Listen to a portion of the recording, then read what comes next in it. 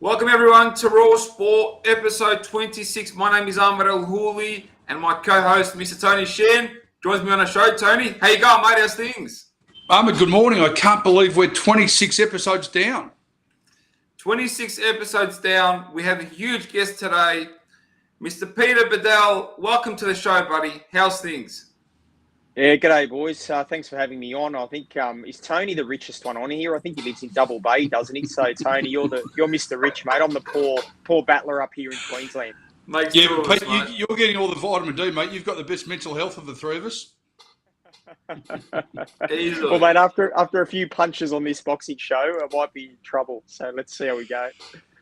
We can't wait to get stuck in here. Now, Ahmed, just explain Peter's professional existence, what he does and where he writes for. Yeah, absolutely. Peter's been a pillar in the boxing community. He's covered the sport for many years. 2 decades. And currently works for News Corp. Well, their banner company is the Courier Mail. So, I actually said to him off air, I go, mate, you're a very unique person. You've stuck around for a long time in a crazy world. So it's been from what we can see, it's been a great ride. But of course, you can tell it best. Well, Pete, why don't we, by extension of what Ahmed just said, how did you get into reporting in boxing?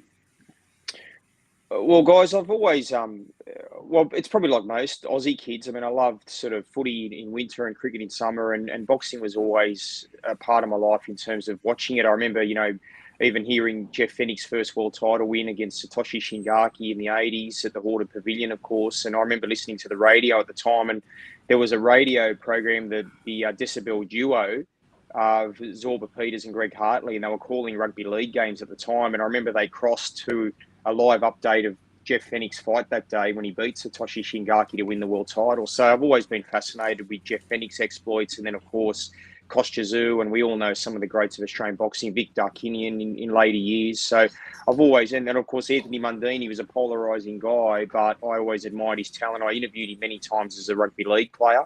And then as an extension of that, when he crossed over to boxing, I stayed in touch with him. And I remember doing a camp. I went and stayed with Anthony at Bar Ugal out in the bush. Where his family's from? Before he fought Danny Green in that infamous great fight in 2006 from memory. So that was one of the great Australian fights. And I spent 3 days with him in camp. So I've always had a love for boxing. I've never been a boxer myself, but I've just always admired the athletes in the sport and the dedication. And a lot of them don't earn a lot of money. So I think what they do, they're just real warriors. They're the toughest of tough men. And I think Australian boxing right now is in a purple patch. Well, can you explain what a purple patch means in your eyes? Well, Tone, I think you look at not only the quality of boxers and the natural talent, but the proliferation of guys we've got now. I mean, if you did a pound for pound list in Australia, you could easily get to 10 blokes. I mean, we saw Liam Wilson fight for a world title this year in February in Arizona. I was there ringside. It was heartbreaking stuff. I thought he was so seconds away from pulling off one of the biggest boxing upsets in history. And then, of course, we've seen Tim Tszyu's ride. What a meteoric rise that has been for Tim. Great fighters, Michael Zarafa's a mandatory at the moment, waiting for his world title shot. Sam Goodman's a great fighter. So we've just got so much talent. And, we're not even mentioning Jai Bataille, Justice Hooney, Steve Spark. I mean, what a reservoir of talent we've got. So, and then, of course, George Cambos, what he did that day against Teofimo Lopez, November 21 will never be forgotten. Unification Boilover in New York. So we've just got so many great Australian boxers, and I think it's probably the best batch of talent I've seen in probably 10 to 20 years. Ahmed, he's got quite the resume. Mate, he's got it. He's got it covered, mate. You mentioned George Cambos. So obviously you write a ton about boxing and so on and so on. How was the impact of, let's say, Cambos winning a world title and Tszyu's rise in terms of media? I'm just intrigued in terms of media numbers and the impact with people reading, intrigued. Did they have a similar effect, or Tszyu really just had that larger impact on Australia's media landscape? I think And it's a good question. I think Tim's had a greater impact only because I think he's been in the public consciousness a little bit more, being a domestic guy. George is a Sydney boy like Tim, but as we know, George fought overseas for 5 or 6 years. And when he fought, I remember when he fought that day against Teofimo, I was actually on holidays and I watched it just as a fan and ended up having to pull out the laptop because it was one of the greatest moments in Australian sport. And I thought, we need to write about this. This needs to be covered. So I think he flew under the radar for a long time, George, being in America, didn't have a lot of recognition here in Australia, apart from boxing aficionados. Whereas Tim, I think Australian fans have ridden the narrative a bit more. They understand the journey. Obviously, the famous surname has helped his gravitas, his recognition with Australian fans, not only fight fans, but sporting fans generally. And I think, agreed. And seeing the manner of his victories, I mean, that brutal knockout of a Campo in 77 seconds, and then what he did against Mendoza just a couple of weeks ago. In terms of hits, guys, I'll give you data. Like his fight against the Campo, we had 300,000 hits on that Sunday on our websites. For the Mendoza fight, on news websites. On News Corp websites, 300,000. And for the Mendoza fight 3 weeks ago, it was 945,000. So nearly a million hits, which that he's just taken off, Tim, and he's now on another level, another stratosphere. And looking, George's Cambos' numbers don't compare to that. While George is a phenomenal athlete and boxer, Tim Tszew's the star in terms of hits and clicks and social media presence. Yeah, well, Tim's actually a household name, whereas Cambos, I think, got a lot of his infamy around fighting Devin Haney in Melbourne the first time when he overtook Marvel Stadium, or took over Marvel Stadium. But still now, because of the 2 losses, Tszyu is actually still rising in the world of sport, whereas Cambos is probably stagnating, if not declining.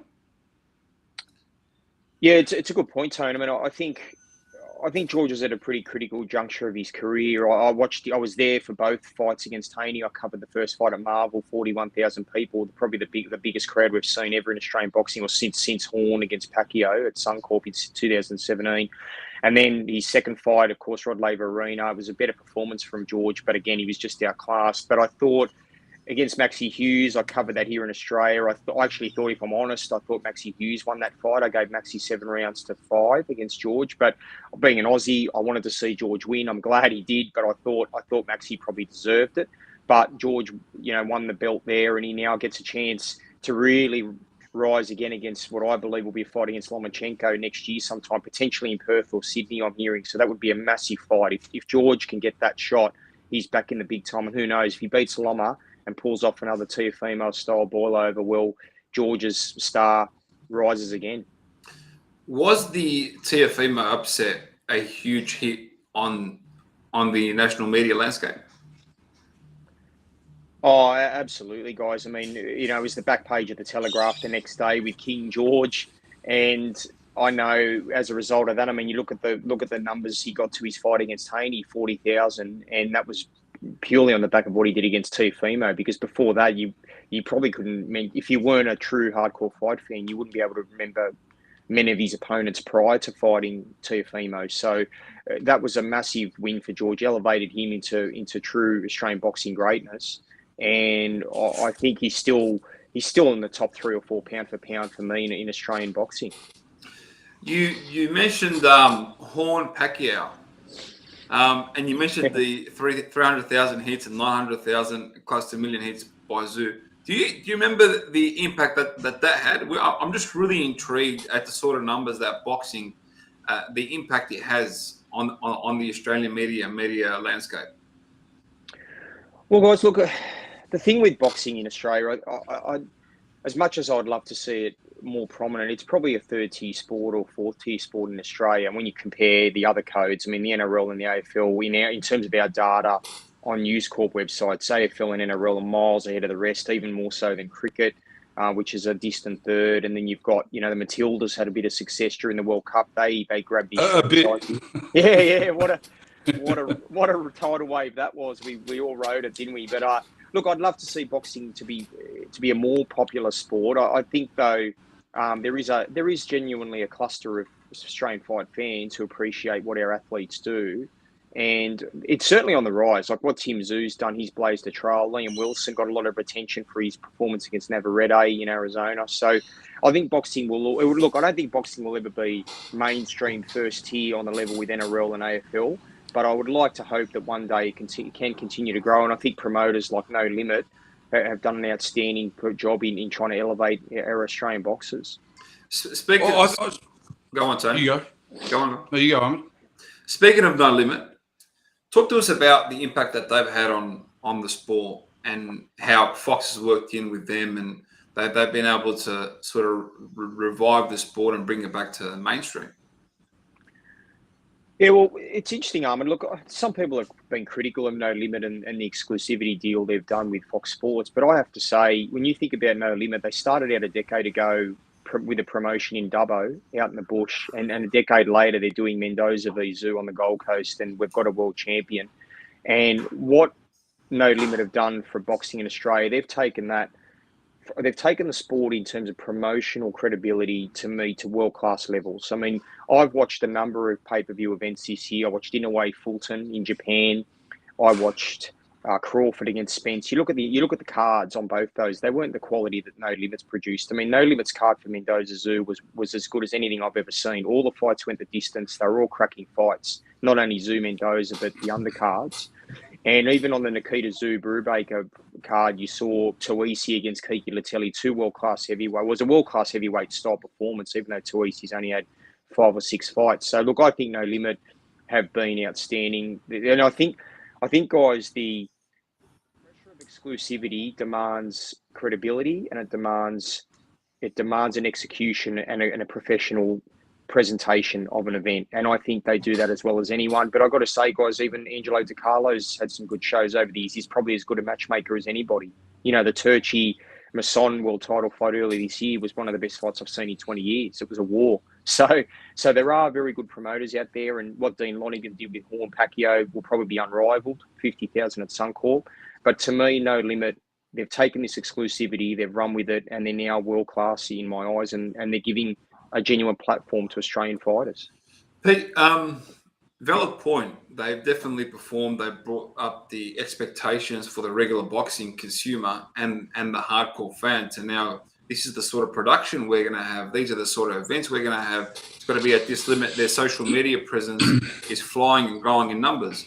My question, for many years, Fox Sports hosted fights.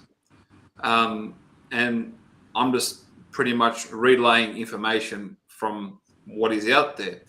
And what I used to hear is, Fox Sports going to charge us $7,000 to put the fight on their platform, and they're giving us a budget of $5, 10 grand, 15 grand, blah, blah, blah, blah. What's encouraged and pushed this latest investment by News Corp and Fox Sports, where now we're hearing 6 figures and blah, and so on and so on, investment into these sorts of events and finals? There has to be something that's pushed the envelope. Yeah, well, it's a good point, Armin. I mean, look, at the end of the day, as they say in business, sometimes you have to spend money to make money. And I think that's where No Limit and Fox both deserve credit. They're prepared to invest in the sport. And sometimes that investment comes with a level of risk. You know, there's no guarantees, especially with boxing not being a mainstream sport in Australia, whether you can monetize the sport, whether there's enough of a cut through to make the profits that you're looking to achieve. But in saying that, that's where I think No Limit's taken a big risk. I mean, guys, the challenges there are the promoters. I mean, if you want to put your money where your mouth is and put on a glamorous show, which takes a lot of investment, then go for your life. But I think No Limit have put their money where their mouth is. They're probably taken a hit on some events, like some of their smaller shows. I would imagine, I don't know the figures, but I can't imagine some of those smaller shows would make money. But then you have, say, Zoo v Mendoza, where it can be a real money spinner and it covers some of their smaller events. So I think overall the strategy from Fox has been to invest in boxing. It's being realised at the moment. We're seeing better quality shows. We're seeing great fights. I mean, the Jackson England Nathaniel May fight on the undercard of Zoo Mendoza was fight of the year stuff. So I think No Limit are prepared to put their money where their mouth is. They're getting some rewards, and that's now probably the challenge for other promoters out there, whether they've got the financial wherewithal to do the same. Hey, Pete, we have spoken to other promoters who are unhappy at the potential exclusion by No Limit and Fox Sports, and you're arguably News Corp's biggest pugilist journalist. Have you been given orders or a directive from people in senior positions to only write about No Limit boxes?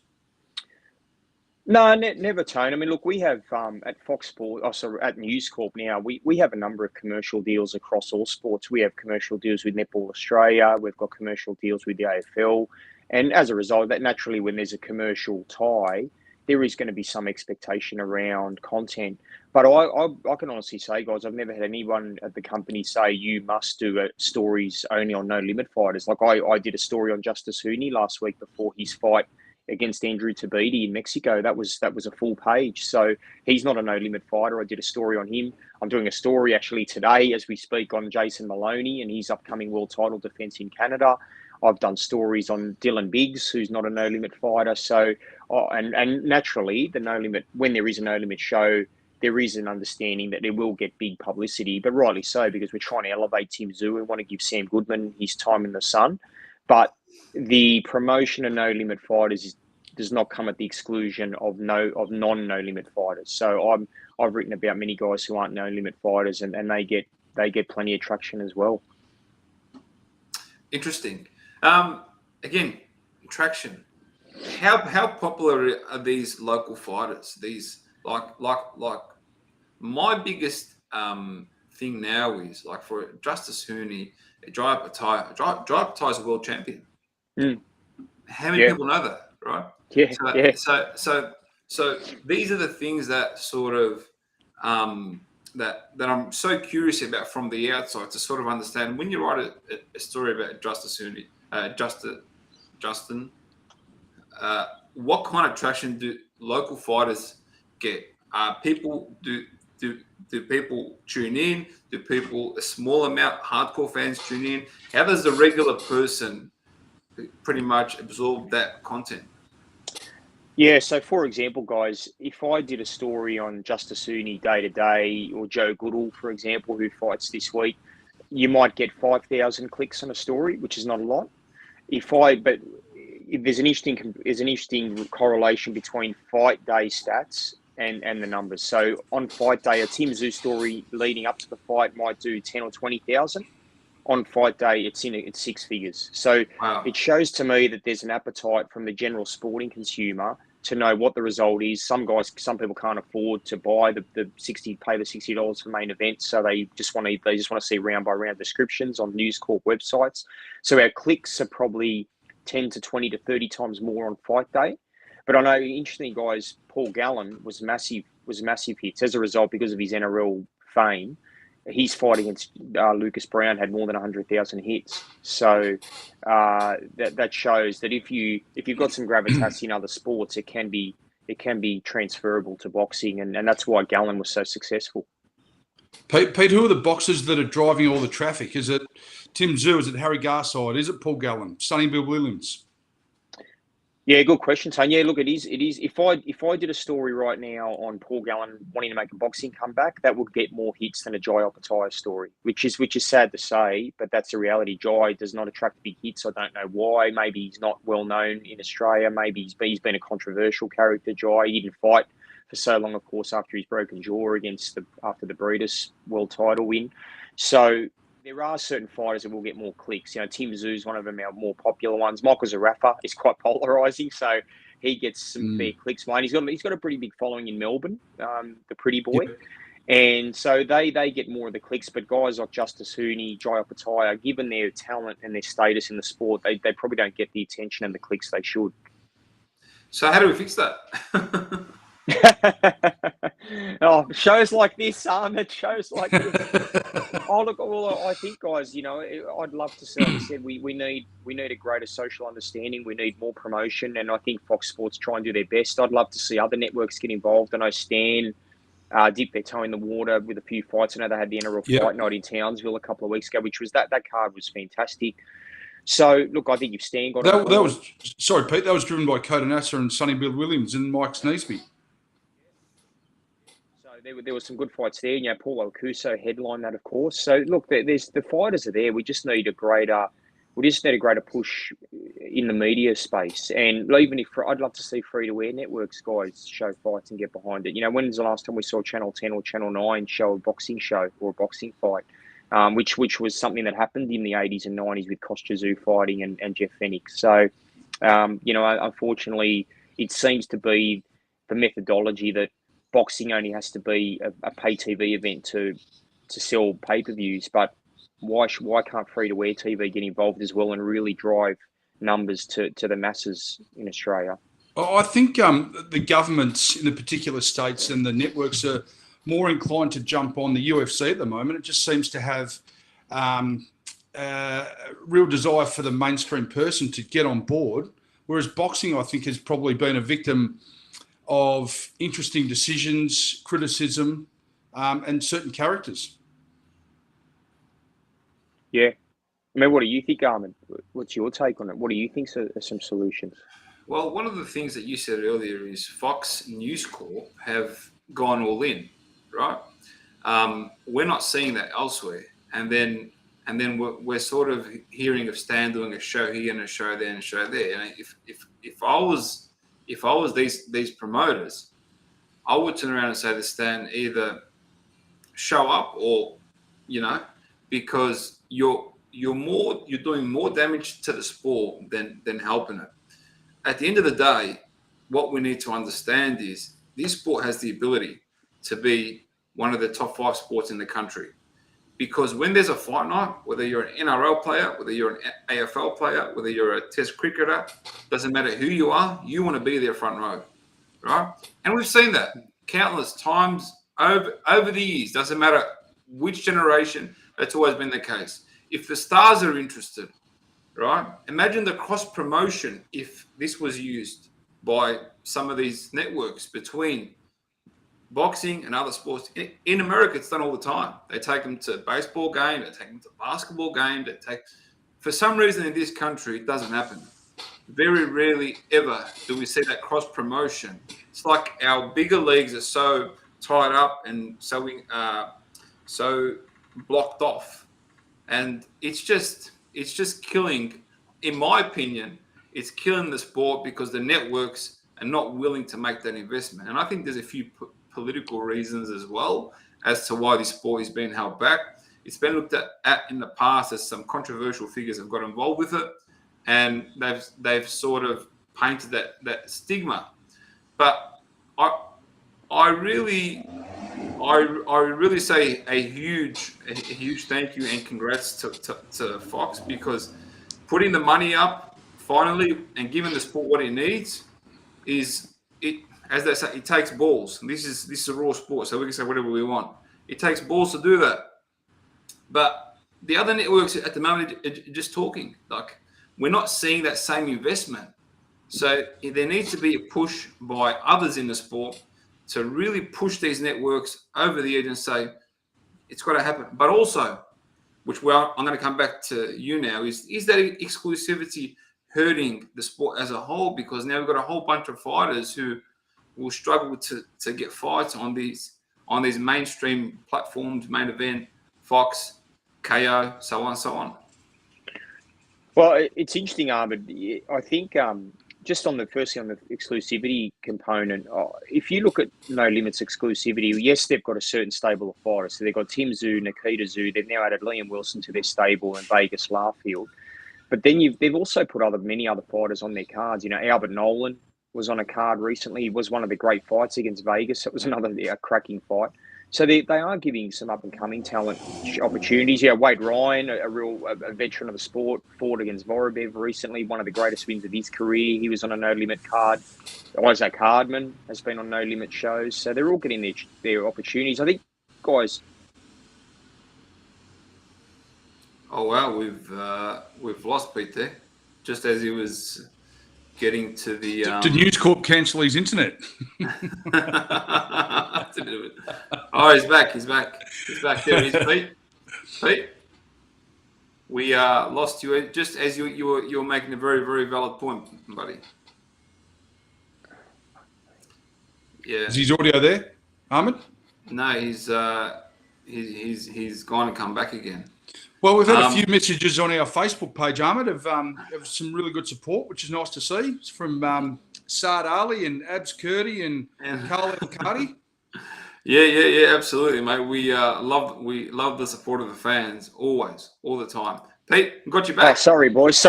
I had a bloody That's all right, incoming call. Can you believe that? I'm popular. Go on, mate. Yep. Mate, I think it was George Cambosis ringing to blast me. Yeah. No, it was, you mean Jim Cambosis? Jim. He takes 5% from me, Jim. But yeah, guys, just on what I was about to say was, I think the other key, boys, for this is familiarity breeds support. And I think the problem with boxing is a fighter would only fight maybe 2 or 3 fights a year. And whereas in rugby league and AFL, the tribalism is created from the weekly certainty that you know a team is going to be there to support. So if you're an Essendon fan or a Balmain West Tigers fan, you know that every week my team is going to be there next week. I'll get to see the same players, the same faces. It breeds familiarity. Whereas I think connectivity is hard for boxing fans because, say, like Tim Tszyu, we might only see him 3 times a year. So it's hard to, unless you have that momentum of a fighter fighting every couple of weeks, which is physically impossible, right? Given the demands of the sport.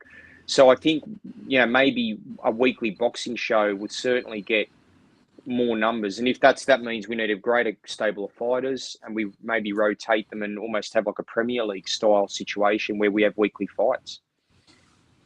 Yeah, but to sort of do that, you need a few fighters, and that would mean that you'd have to bring in all the others that are currently not with Fox, which in my opinion would be the ideal situation, because if we had a country that was united, we had all our promoters under the Fox banner, because right now most of the fighters are outside Fox, right?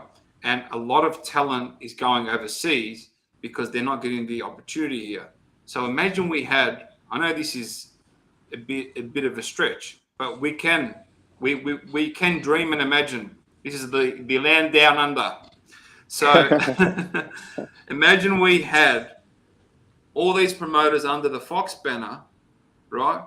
And everybody was writing off the success of Tim Tszyu.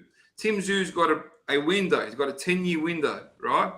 What happens after that 10-year window, right? Where do these next stars come from? You got three world champions outside the Fox banner: Apataya, Ebony Bridges, and Maloney, and there was one more.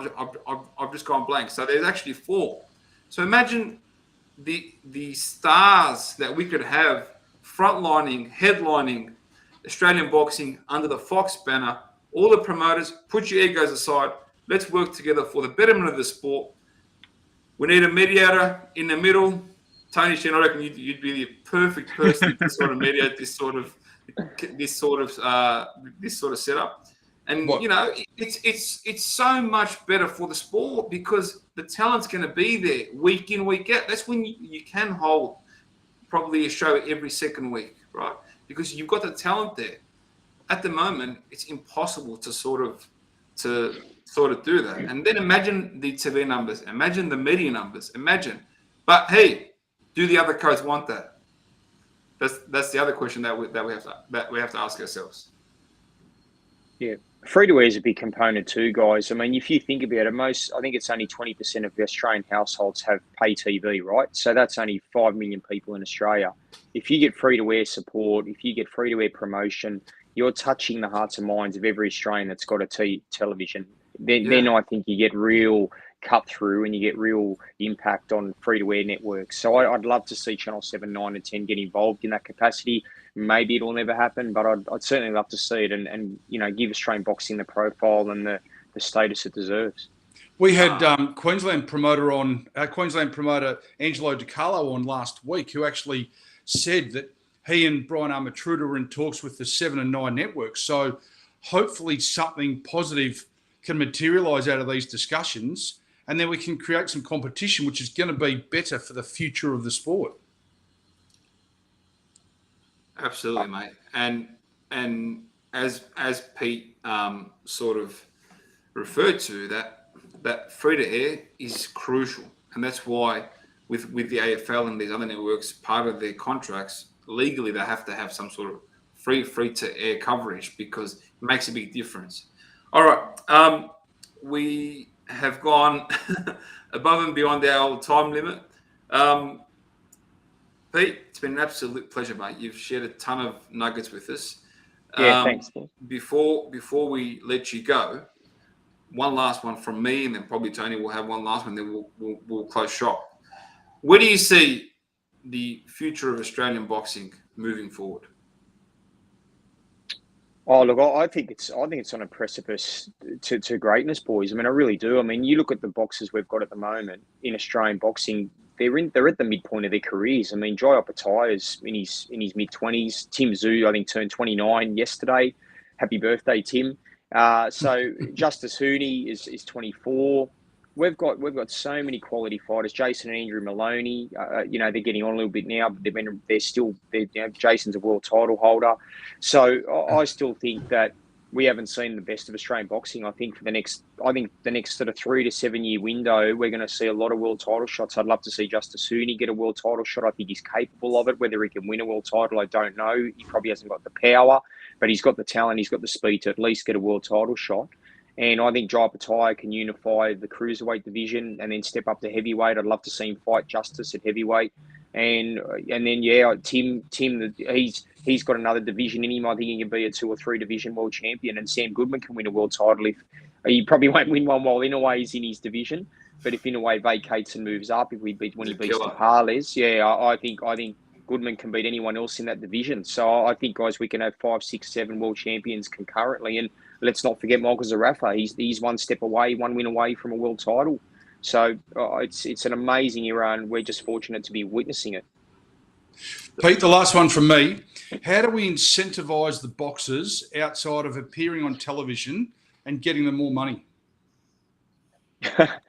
Maybe we get Jai on Fans Only. What do you reckon, boys? Do you reckon he's got a good rig? He could get the gear off.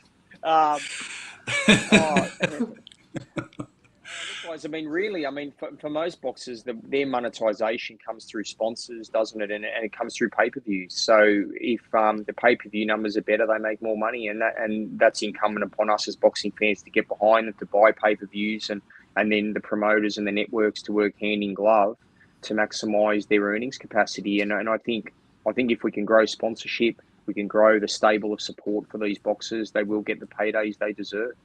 Yeah, it'd be great to have a Frank Lowy type person for what he did for the A-League, for somebody of similar ilk to do that to boxing in Australia. All right, then, Mr. Double Way, get yourself ready and make it happen. And you can afford a Tone. You can be the benefactor, Tone. Yeah, thanks, Pete. All right, ladies and gentlemen. Mr. Peter Badel, thank you very much, buddy. We definitely appreciate you joining us. Thank you, everyone who's tuned in. Take care. We'll catch you all next week, Monday on Raw Sport. Peace. Thanks, Pete.